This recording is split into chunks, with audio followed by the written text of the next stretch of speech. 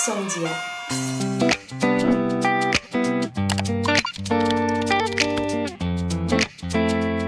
안녕하세요, 보라쌤입니다. 여러분 잘 지냈어요? Apa kabarnya nih semuanya? Hari ini aku bakal mengadakan sesi Bora Talk lagi. Udah lama kan kita nggak Bora Talk. Jadi hari ini Bora Talk kita akan membahas tentang kasus yang lagi viral dari seorang cewek bernama Songjia, yaitu seseorang yang muncul sebagai guest di acaranya Solo Jiok atau Singles Inferno, jadi variety show yang ada di Netflix.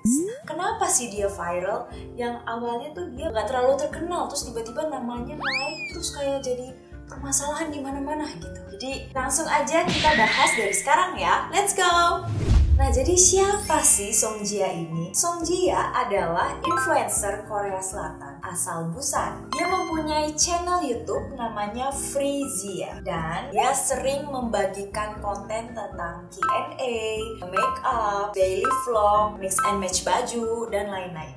Dan juga channel YouTube-nya sekarang itu kalau bisa dilihat udah hampir mau 2 juta subscribers. Wow, banyak sekali. Itu kayak di Korea 100.000 subscribers aja itu udah banyak banget. Jadi 100.000-nya Indonesia sama 100.000-nya Korea itu kalau dibandingin lebih prestis atau lebih terkenal 100.000 subscribers di YouTube Korea. Bayangin dia itu punya hampir 2 juta subscribers. Dia ini kita lihat dari make up-nya, dari cara dia berpakaian, itu sering dibilang sama orang kayak, wah dia mirip sama Jennie ya, Jennie Blackpink, dan wah dia ada vibes atau kayak mirip-mirip dikit nih sama Wonyoung. Jadi selain di IZ*ONE dia juga ada di IVE. Jia ini dia waktu di acara tertentu dia sempat share kalau dia sering dapat tawaran untuk menjadi idol, tapi dia bilang kalau dia menolak karena memang dia tidak suka bernyanyi atau tidak terlalu jago lah untuk bernyanyi. Jadi di dalam variety show Korea juga, di TV show Korea, dia juga sempat diwawancarakan dan di situ dia bercerita bahwa dia pernah di DM sama 5 orang terkenal di Instagram, terus kayak diajakin date. Nah, 5 orang itu tuh siapa aja? Dia nggak sebut nama sih, tapi dia sebut misalnya salah satunya ada atlet, terus ada juga aktor, terus ada penyanyi juga. Jadi memang si Jia ini kayak terkenal high class gitu. Jadi kayak di DM sama orang-orang terkenal gitu. Nah, muncullah masalah ini. Jadi waktu itu kalau kalian juga menonton variety show Singles Inferno, dia itu banyak banget memakai brand-brand yang luxury atau merek-merek yang mewah. Kayak contohnya waktu itu dia pakai Chanel di episode 1 atau episode 2 gitu. Jadi dia pakai baju knit kayak gini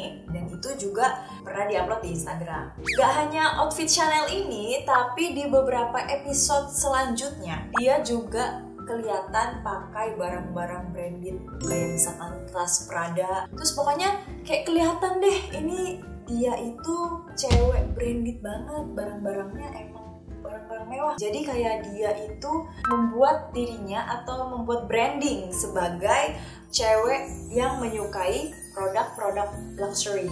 Nah, dari situ nih mulai nih orang-orang kepo sama apa yang dia pakai. Brandnya apa, terus harganya berapa, gimana si Jia beli itu.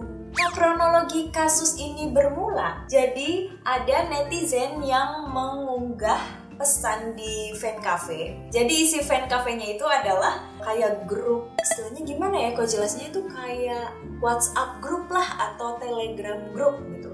Jadi isinya grup itu adalah orang-orang yang suka barang mewah dan suka barang-barang branded, emang hunternya gitulah istilahnya ya. Nah, di situ mereka nanya ada kalung yang dipakai sama Jia. Ini mereka penasaran, belinya di mana? Ini mereknya apa? Ini harganya berapa? Gitu. Tapi ada netizen lain balas nih di posannya yang pertama yang diupload sama pengupload pertama. Dia bilang kalau kalung yang dipakai Jia itu berbeda dari desain aslinya. Kalau kita lihat kan ini yang asli itu agak ke atas kan kalungnya. Nah, yang dipakai dia itu ke bawah. Jadi agak beda kan. Terus netizen lain kemudian mengunggah artikel di Netpan, itu komunitas online di Korea, dengan judul ketebalan kaos Chanel yang dikenakan Song Hye di Singles Inferno juga berbeda dari yang asli. Mulai dari situ kayak, oh beda sih, ini pakai tuh beneran palsu atau gimana ya, atau emang beda aja karena editan atau gimana gitu. Jadi orang-orang tuh pada komen, pada kayak diskusi, ini gimana? Kok nggak sama tuh, kayak pokoknya berinilah mereka di dalam si Netpan ini. Nah, mulai dari situ banyak banget kemudian artikel-artikel tambahan yang makin memberikan bukti-bukti bahwa si Jia pakai barang-barang palsu yang branded. Nih beberapa contohnya bisa kalian lihat di layar. Jadi ini yang aslinya, tasnya Chanel itu harusnya foldingnya ada 7 buah, tapi yang dipegang adalah 8 buah. Jadi kayak ini beneran atau enggak sih, atau kayak palsu enggak sih gitu.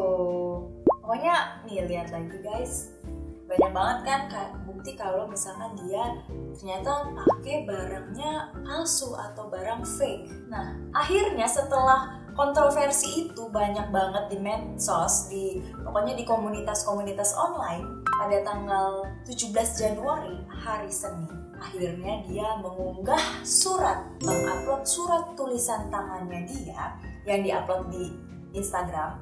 Isinya tentang dia meminta maaf tentang kejadian itu kalau dia pakai barang-barang KW dan lain-lain.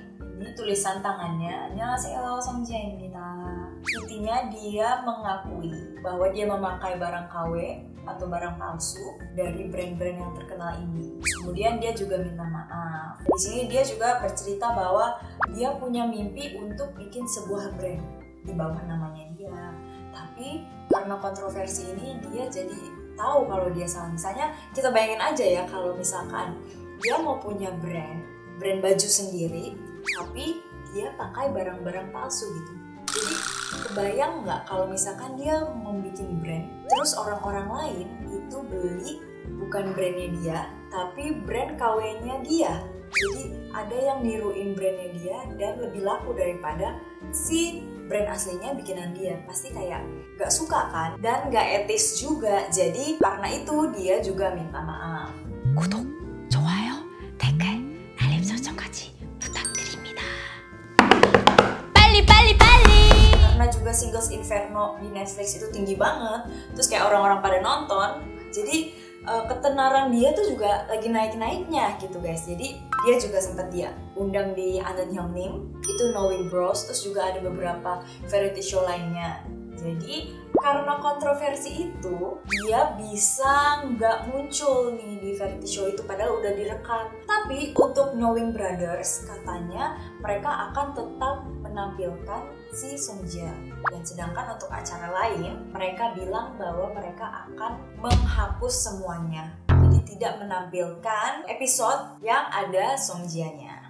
Nah selain itu, jadi di Singles Inferno itu dia memiliki pasangan namanya Kim Hyun Jung. Cowok ini setelah kontroversi kayak disengaja atau tidak disengaja kita nggak tahu ya. Tapi karena kontroversi itu dia mengunfollow Instagramnya Song Hye. Nah sedangkan Jia ini dari awal memang gak pernah follow si pasangannya itu, dan juga gak pernah follow semua cast cowok yang ada di Singles Inferno. Nah katanya Hyunjung itu dia tidak ingin menimbulkan perbincangan apapun terkait hal ini. Jadi dia gak pengen dibawa-bawa dalam kontroversi atau masalah si Song Hye itu. That's why dia mengunfollow Song Hye. Nah karena hal ini tuh Song Hye mengalami kayak, aku nggak tahu ya, pasti ini kayak kena mentalnya banget ya, dimana dia tiba-tiba lagi naik banget karena Singles Inferno dia dipuji-puji cantik kayak Barbie, kayak manusia Chanel, pokoknya sebut-sebutan yang lain, terus tiba-tiba ketahuan dia pakai produk KW dan dia langsung dihujat dari banyak orang. Jadi waktu dia upload permintaan maaf itu di Instagram, dia juga menghapus beberapa postingan, dan itu lumayan banyak banget, yang aku tahu dia menghapus kayak lebih dari 100 postingan di Instagramnya yang dia memakai barang palsu. Jadi awalnya dia cuman ninggalin postingan di mana dia memakai produk yang asli, katanya gitu.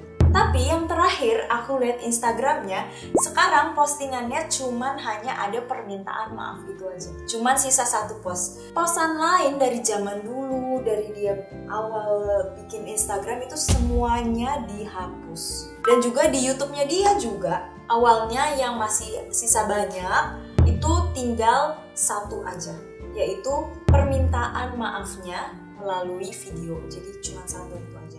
Mungkin teman-teman nanya, emang kenapa kak pakai baju fake? Emang nggak boleh ya pakai baju palsu? Kan kita yang make, bukan orang lain gitu. Maksudnya nggak ada orang lain tuh nggak ngerasa rugi nggak sih kak? Nah jadi sebenarnya ya produk KW pasti banyak kita temuin di pasar kaki lima sampai di pusat perbelanjaan, itu pasti banyak banget. Di sini juga banyak banget. Jadi orang pakai barang KW atau barang palsu atau imitasi supaya dapat pengakuan atau status sosial yang tinggi.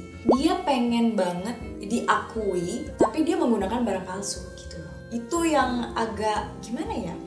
Agak disayangkan, atau sebenarnya kayak kenapa sih harus kayak gitu gitu. Dan bahkan teman-teman, memalsukan merek sebenarnya atau pakai barang fake itu pelanggaran hak asasi pencipta. Nah, kalau dalam, ini aku baca ya, dalam Deklarasi Hak Asasi Manusia, pasal 27, bunyinya semua orang berhak mendapatkan hak proteksi moral dan material bagi hasil dari yang mereka ciptakan karena mereka adalah penciptanya. Dan di Indonesia sendiri itu juga ada undang-undang khusus yang mengatur perdagangan produk palsu atau KW. Jadi emang sebaiknya kalau misalkan kita nggak punya uang untuk membeli barang yang asli, mendingan kita cari brand lain yang misalnya harganya lebih di bawah itu tapi kualitasnya bagus gitu. Karena kalau kalian beli yang fake atau yang palsu, kalian itu tidak menghargai orang yang telah membuat brand itu. Dan di sini aku cuma membahas tentang kontroversialnya tanpa ada maksud untuk menjatuhkan dari Songjia. Jadi aku harap teman-teman tidak salah paham tentang apa yang aku jelaskan. Kalau misalkan ada informasi di dalam video ini yang salah, itu bisa tolong komentar di bawah biar aku bisa membantu meluruskan. Ya, menurut kalian gimana guys tentang kontroversi ini? Silahkan komentar di bawah ya. Dan no hate untuk Songjia. Ya, sekian dulu video kita hari ini. Jangan lupa untuk 구독, 좋아요, 댓글, 알림 설정까지 부탁드립니다. 다음에 봐요. 안녕.